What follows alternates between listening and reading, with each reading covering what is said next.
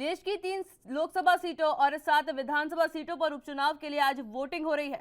सुबह 7 बजे से वोटिंग शुरू हो चुकी है। इन सभी सीटों के नतीजे 26 जून को घोषित किए जाएंगे। बता दें कि उत्तर प्रदेश में रामपुर और आजमगढ़ और पंजाब में संगरूर लोकसभा सीटों पर उपचुनाव हो रहे हैं। वहीं दिल्ली, झारखंड, आंध्र प्रदेश और त्रिपुरा की 7 विधानसभा सीटों पर भी उपचुनाव के लिए मतदान है। आपको बता दें कि यूपी के रामपुर और आजमगढ़ लोकसभा सीट पर उपचुनाव की सारी तैयारियां पूरी है। कोविड-19 को ध्यान में रखते हुए मतदान स्थलों पर सारी व्यवस्था की गई है। वहीं सभी सीटों पर सुबह 7 बजे से ही वोटिंग शुरू हो जाएगी, जो शाम 6 बजे तक चलेगी।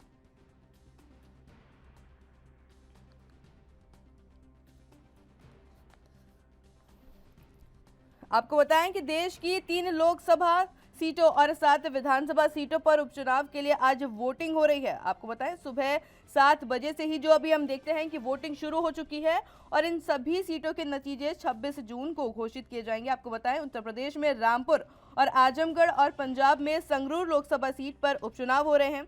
वहीं दिल्ली, झारखंड, आंध्र प्रदेश और त्रिपुरा की 7 विधानसभा सीटों पर भी उपचुनाव के लिए मतदान है। इसी के साथ आपको जानकारी दें, यूपी के रामपुर और आजमगढ़ लोकसभा सीट पर उपचुनाव की सारी तैयारियां पूरी हो चुकी है।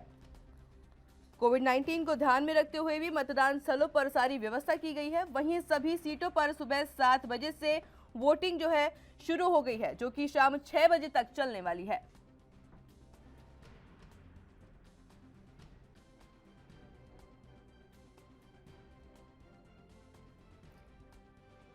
इस खबर से जुड़ी अधिक जानकारी के लिए जितेंद्र कुमार हमारे संवाददाता लखनऊ से हमारे साथ जुड़ चुके हैं। जी जितेंद्र, हमने देखा कि देखिए 7 बज चुके हैं, 7:05 इस समय हो रहे हैं। वोटिंग जो है इस समय शुरू हो चुकी है। क्या कुछ माहौल है, क्या कुछ अपडेट है वहां से?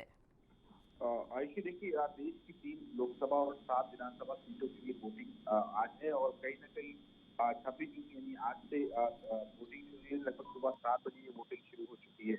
उत्तर प्रदेश की 2 और पंजाब की 1 लोकसभा सीट के लिए अलावा त्रिपुरा की 4, आंध्र प्रदेश और झारखंड की और दिल्ली की 1 विधानसभा सीटों के लिए आज वोटिंग होगी और सभी सीटों पर आज सुबह से मतदान यानी 7 बजे से थोड़ी देर पहले शुरू हो चुका है।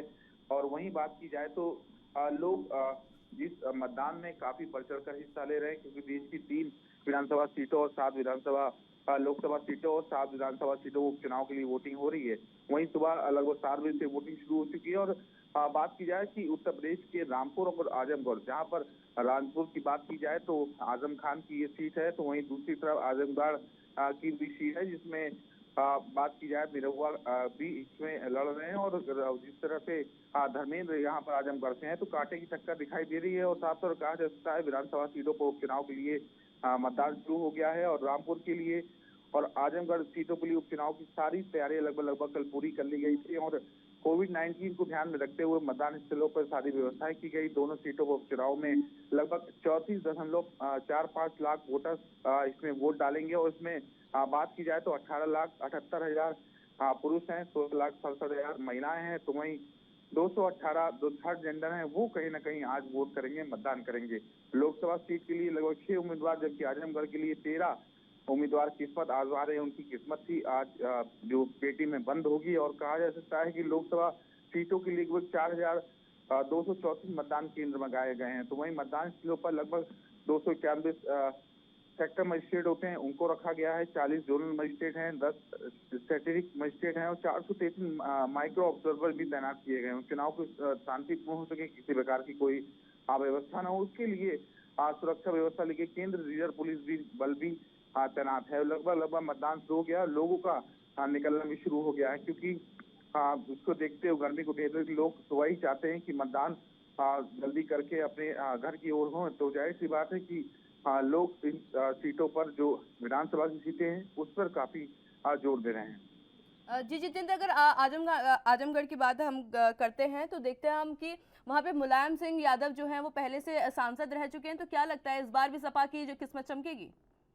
देखिए, मुलायम सिंह यादव की बात हो, डिम्पल यादव हो और या खुद समाजवादी पार्टी के राष्ट्रीय अध्यक्ष अखिलेश यादव हो, वो कहीं ना कहीं उनकी सीट ये कहा जा सकता है कि उनके हत्थे में रही है। तो जाहिर सी बात है कि टक्कर समाजवादी पार्टी को देखते हुए रहेगी। और धर्मेंद्र हैं इस समय प्रत्याशी, तो जाहिर सी बात है कि निरहुआ भी पिछली बार भारतीय जनता पार्टी से लड़े थे और अखिलेश यादव ने उनको हराया था। तो जाहिर सी बात है कि एक बार फिर निरहुआ को भारतीय जनता पार्टी ने प्रत्याशी बनाया है और अब इस बार देखते हैं कि आखिरकार क्या होता है। लेकिन ये जरूर कहा जा सकता है कि समाजवादी पार्टी का गढ़ है और गढ़ को ध्यान में रखते हुए जनता कितनी और आकर्षित होती है ये तो फिलहाल आज मतदान के बाद पता चलेगा।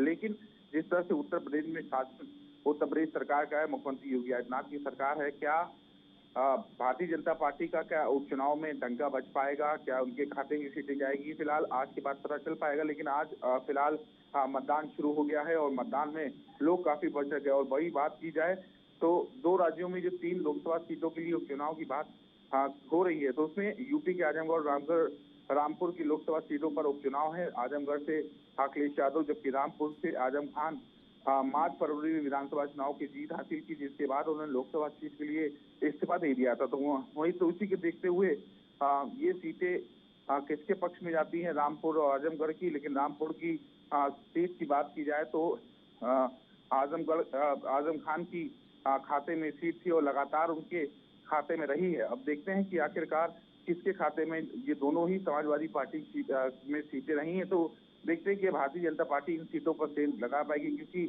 आजम खान खुद रामपुर में सीटों को लेकर प्रचार किया है और जाहिर सी बात है कि उस प्रचार का कितना असर होगा, क्योंकि आजम खान लंबे समय से जेल में भी रहे हैं और कहीं ना कहीं इस सीट से इस्तीफा देने के बाद या कोई जो समाजवादी पार्टी के परिवार का ही प्रत्याशी है वो जीत हासिल कर पाएगा। जी जितेंद्र, बहुत बहुत शुक्रिया हमारे साथ जुड़ने के लिए और ये तमाम जानकारी हमारे साथ साझा करने के लिए।